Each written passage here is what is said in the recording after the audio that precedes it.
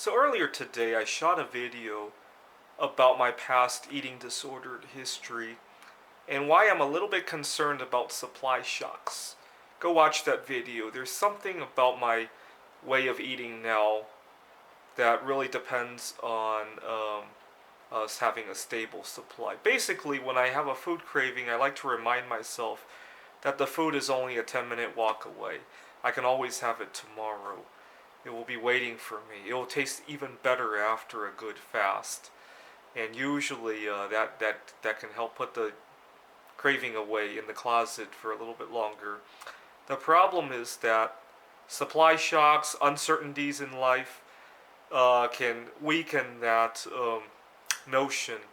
A little bit worried, not only for myself, but for other people, right?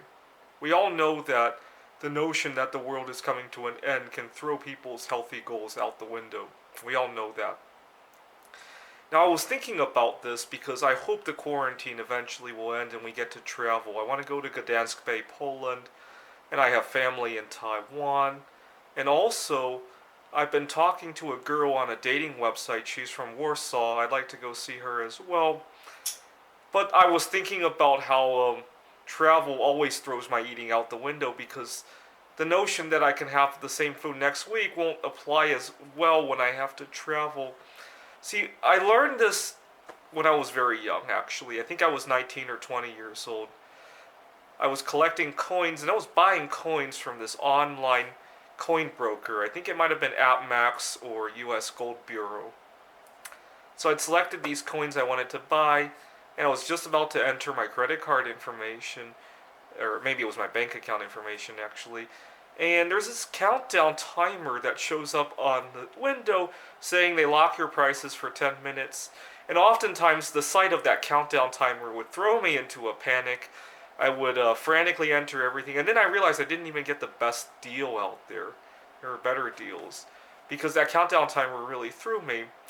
And one day I decided to sit down, after I had fallen for this trap for several times, I decided to sit down with myself and look at just how much gold or silver or platinum, whatever I was buying, prices fluctuated in a given 10-minute window.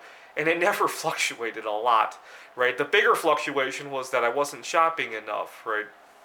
And I convinced myself to not look at that timer. I think I even had, if I remember correctly, I had a computer where I had set up this little piece of plastic film that I could put over the screen that would cover up the place where the timer was so that I could be more at peace when and I never ran out of time actually. It never took more than 10 minutes to really comparison shop. I don't think I ever saw the quote change on me while I was shopping, at least. I don't know if I ran out of time, but never had the quote changed on me. Now, so I learned that the more time I can give myself, the better. I had a problem last year actually during the pandemic. I was looking at gigs that I could do. See, I'm a adjunct professor. I have almost full-time hours here, but I'm looking for other gigs that I could do. And you got to remember, last year we were still in lockdown, and there were a few gigs that you could do in person, but they were in different cities, right? I was living in Missoula, Montana. I was considering going back to Seattle. I also had other places that I was considering. And so I got a hold of two gigs that were interested in hiring me. But in the process of trying to negotiate where to go, when to start, both of them fell through, right? And so I think I took that situation a little bit too hard. And when I was negotiating back at the university where I'm teaching, I made some rash decisions from my experience. Anyways, the gist of this video is that rash decisions are often poor decisions.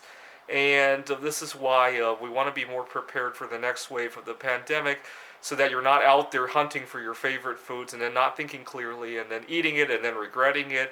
Or in some cases, I used to have a friend who would binge and purge, right? That's the extreme case of that. I've never purged. All right. Buy yourself more time to make decisions. You'll make better ones.